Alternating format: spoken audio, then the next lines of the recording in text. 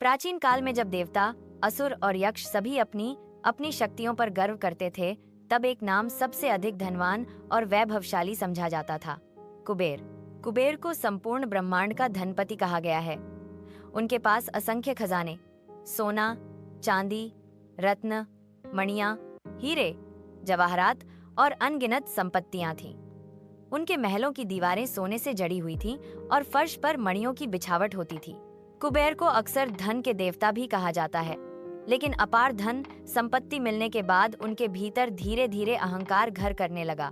उन्हें लगने लगा कि संसार में उनसे बड़ा कोई नहीं है। कुबेर सोचते, मेरे पास अपार धन है, मैं सबसे बड़ा दानी हूँ। यदि मैंने चाहे तो तीनों लोगों को सोने और हीरों से भर दूं। उनका वैभव इतना अधिक था कि देवता भी जब किसी यज्ञ या दान की बात करते तो कुबेर सबसे आगे खड़े दिखाई देते। वे अपने धन का प्रदर्शन करते और चाहते कि हर कोई उनकी प्रशंसा करे।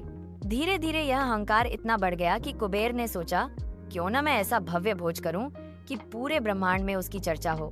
सभी देवता, ऋषि, मुनि और यहाँ तक कि भगवान भी देखें कि कुबेर कितना बड़ा दानी और वैभवशाली है। कुबेर ने अपने सेवकों और मंत्रियों को बुलाया और आदेश दिया, तुरंत तैयारियां शुरू करो।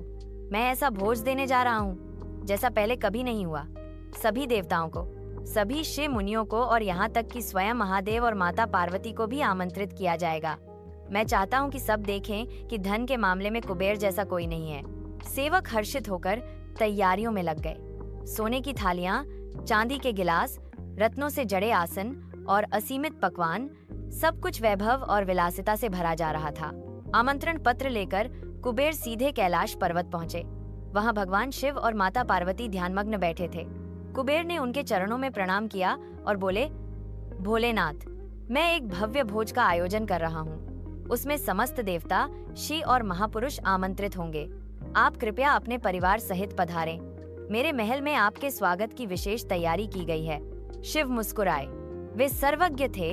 वे जानते थे कि कुबेर के हृदय में दान का भाव कम और अहंकार का प्रदर्शन अधिक है। शिव ने शांत स्वर में कहा, कुबेर, हम तो वैरागी हैं। हमें भोजन और वैभव की आवश्यकता नहीं, परंतु तुम्हारे आग्रह को अस्वीकार भी नहीं कर सकते। क्यों न हम अपने पुत्र गणेश को भेज दें? कुबेर को थोड़ा आश्चर्य हुआ। उन्होंने सोचा, मैंने तो चाहा था कि स्वयं महादेव और माता पार्वती आएंगे, पर कोई बात नहीं। यदि गणेश ही आएंगे तो भी मेरे भोज का मान बढ़ेगा। कुबेर ने प्रसन्नता से सहमति दी और बोला, ठीक है प्रभु, मुझे अत्यंत आनंद होगा यदि गणेश जी मेरे भोज का आनंद लें। नियत दिन आया। कुबेर के महल को फूलों, दीपों और कीमती आभूषणों से सजाया गया। देवताओं की भीड़ उमड़ पड़ी। हर जगह चहल पहल थी। जब गणेश जी वहां पहुंचे तो सभी ने उनका स्वागत किया। गणेश जी छोटे थे, किंतु उनका तेज अनुपम था। वे सरल और मासूम भाव से बैठे और भोजन की प्रतीक्षा करने लगे। भोज प्रारंभ हुआ। सेवकों ने गणेश जी को थाल परोसी। उसमें सैकड़ों पकवान थे, मिठाइयाँ, फल, व्यंजन, पेय आदि। गणेश जी ने भोजन करना शुरू किया। वे खाते गए, खाते गए, खाते ही गए। थाली खत्म होते ही उन्होंने कहा, और दो। सेवक भागते हुए और भोजन लाते। गणेश जी उसे भी चट कर जाते। देखते ही देखते कुबेर के भव्य भोज का आधा हिस्सा केवल गणेश जी ने खा लिया। गणेश जी भोजन करते जा रहे थे। उनके सामने थालियां बदल बदल कर रखी जा रही थीं, लेकिन उनकी भूख मानो समुद्र की गहराई जैसी थी, अंतहीन। कुबेर ने सोचा था कि गणेश जी छोटे बालक हैं, थोड़ी बहुत मिठाई और पकवान खाकर तृप्त हो जाएंगे। लेकिन जब देखा कि उनके एक ग्रास से पहाड़ जैसे व्यंजन गायब हो रहे हैं, तो उनके चेहरे पर पसीना छलक आया। गणेश जी ने मिठाइयाँ खाईं, खीर पी ली, लड्डू, मोदक, पूरियां, हलवे, सब एक एक कर निगलते गए। वे बार बार कहते, और दो, और दो। सेवक थककर चूर हो गए। हजारों थालियां परोसी गईं, पर गणेश जी का उदर अब भी शांत न हुआ। सभागृह में उपस्थित देवता आपस में कुजबुजाने लगे। यह क्या हो रहा है? कुबेर का भोज तो गणेश जी अकेले ही समाप्त कर देंगे। लगता है कुबेर का सारा वैभव इस छोटी सी बाल स्वरूप में समा जाएगा। सभी देवता हैरान थे। उन्हें तो बस यही प्रतीत हो रहा था कि गणेश जी के सामने किसी भी वैभव की सीमा नहीं टिक सकती। कुबेर अब घबराने लगे। उन्होंने सेवकों से कहा, अरे जल्दी करो और भोजन लाओ। गुप्त भंडार खोलो, वहां से भी सब कुछ ले आओ। मेरे खजाने में जो भी है उसे भोजन के रूप में प्रस्तुत कर दो। सेवक दौड़कर गुप्त भंडार से भोजन निकालने लगे। रसोई में 24 घंटे अग्नि जल रही थी, लेकिन गणेश जी की भूख इतनी प्रबल थी कि जितना भी भोजन आता वे पल भर में सब खा जाते। अब गणेश जी ने केवल पकवान ही नहीं बल्कि बर्तनों को भी निगलना शुरू कर दिया। सोने, चांदी की थालियां, चांदी के गिलास, सब उनके पेट में समा गए। गणेश जी बोले, कुबेर, अब तो मैं और अधिक भूखा हो रहा हूँ, तुम्हारे पास और कुछ है क्या? कुबेर हड़बड़ाकर बोले, हे गणेश जी, मेरे पास अब तो कुछ भी शेष नहीं रहा, मेरे भंडार खाली हो चुके हैं। गणेश जी ने हंसकर कहा, तो फिर मैं तुम्हारे महल को ही खा जाता हूँ। यह सुनते ही कुबेर का चेहरा सफेद पड़ गया, उनका अहंकार टूटने लगा। वह सोचने लगे, मैं तो अपने धन और वैभव का प्रदर्शन करना चाहता था, पर अब तो सब कुछ गंवाने की नौबत आ गई है। देवताओं ने यह दृश्य देखा तो वे मौन हो गए। सब जानते थे कि गणेश जी की लीला है, लेकिन कोई भी आगे बढ़कर कुछ कहने का साहस न कर सका। कुबेर समझ गए कि यह केवल गणेश जी की शक्ति का परिचय नहीं है, बल्कि उनके अपने अहंकार को तोड़ने का उपाय है। कुबेर रोते हुए गणेश जी के चरणों में गिर पड़े। हे गणेश जी, मुझे क्षमा करें। मैंने गर्व किया कि मैं सबसे बड़ा दानी और वैभवशाली हूँ। मैंने सोचा कि आप सभी को अपने धन से प्रभावित कर दूंगा, परंतु आज समझ गया हूँ कि मेरा धन सीमित है और आपकी भूख सैपे सिकारे अनंत। आपकी शक्ति असीम है, मेरे भंडार तो क्षण भर में समाप्त हो सकते हैं। गणेश जी ने शांति से कहा, कुबेर, तुम्हारा धन कभी भी अहंकार का कारण नहीं बनना चाहिए। धन का उपयोग दूसरों की सेवा और कल्याण के लिए करो, न कि अपने घमंड के प्रदर्शन के लिए। गणेश जी की अनंत भूख से पूरा महल कांप रहा था। सोने, चांदी के बर्तन, भोजन, भंडार, सब कुछ उनके पेट में समा चुका था। कुबेर के हृदय में भय की लहरें उठ रही थीं। उनके मन में विचार आया, यदि गणेश जी ने सचमुच मेरा महल खा लिया तो मैं कहाँ रहूंगा? मेरा सारा वैभव तो नष्ट हो जाएगा। कुबेर का सिर झुक गया, अब उनका गर्व टूट चुका था। वे समझ गए थे कि अपने धन का घमंड करना सबसे बड़ी भूल थी। शिव, पार्वती का स्मरण कुबेर सोचने लगे।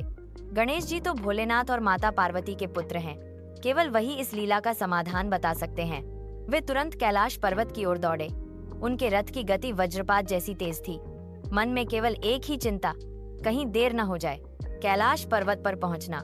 कुबेर जब कैलाश पहुंचे तो वहां का दृश्य बिल्कुल अलग था। हिम से ढके पर्वत, शांत वातावरण, नंदी बैल का गंभीर स्वर और चारों ओर गूंजते नमः शिवाय के मंत्र। कुबेर ने भगवान शिव और माता पार्वती को प्रणाम किया। उनके आंसुओं से आंचल भीग गया था। वे कांपती आवाज में बोले, हे देवों के देव महादेव, हे जगतजननी पार्वती, मैं आज आपके चरणों में शरण लेने आया हूँ। मैंने अहंकारवश गणेश जी को भोजन का आमंत्रण दिया था। मैंने सोचा कि अपने धन और वैभव से सबको प्रभावित कर दूंगा, लेकिन गणेश जी की भूख तो अनंत है। मेरे सारे भंडार खाली हो गए, यहाँ तक कि मेरे महल और खजाने भी निगलने की बात करने लगे। मैं अब भयभीत हूँ, कृपया मेरी रक्षा कीजिए। माता पार्वती ने कुबेर को देखा, उनके मुख पर करुणा थी। वे बोली, कुबेर, तुम्हारा अहंकार तुम्हें इस दशा तक ले आया है। गणेश जी कोई साधारण बालक नहीं, वे स्वयं विघ्नहर्ता और बुद्धि संपन्न हैं। वे तुम्हें यह समझा रहे हैं कि धन का गर्व कभी मत करना। धन क्षणभंगुर है, परंतु भक्ति और विनम्रता शाश्वत। कुबेर की आंखों से आंसू बहने लगे। माता, मैं अपनी भूल मानता हूँ, कृपया मुझे मार्ग बताइए। भगवान शिव ने गंभीर स्वर में कहा, कुबेर, गणेश जी की भूख धन से नहीं, भक्ति और प्रेम से शांत होगी। तुमने सोने, चांदी और पकवान तो बहुत दिए, लेकिन सच्चे मन से प्रेम नहीं दिया। अब जाकर विनम्रता से उनकी आराधना करो। माता पार्वती के आशीर्वाद से एक मुट्ठी चावल लेकर जाओ और गणेश जी को भक्ति भाव से अर्पित करो, वही उनकी भूख शांत करेगा। कुबेर ने हाथ जोड़कर कहा, हे भोलेनाथ, यही मेरा सौभाग्य होगा। मुझे आपका आदेश शिरोधार्य है। माता पार्वती ने अपने कर कमलों से एक छोटी सी मुट्ठी चावल कुबेर को दिए। उन्होंने कहा, इन्हें सच्चे भाव से गणेश जी को अर्पित करना। यह केवल चावल के दाने नहीं, बल्कि माता का आशीर्वाद है। यही उनकी भूख शांत करने में समर्थ होंगे। कुबेर ने उन चावलों को सिर झुकाकर ग्रहण किया। अब उनके हृदय का बोझ कुछ हल्का हुआ। कुबेर जल्दी जल्दी गणेश जी के पास लौटे। वहां का दृश्य और भी विचित्र था। गणेश जी अब भी चारों ओर खोज रहे थे। मुझे और चाहिए, मुझे और चाहिए। देवता भयभीत खड़े थे।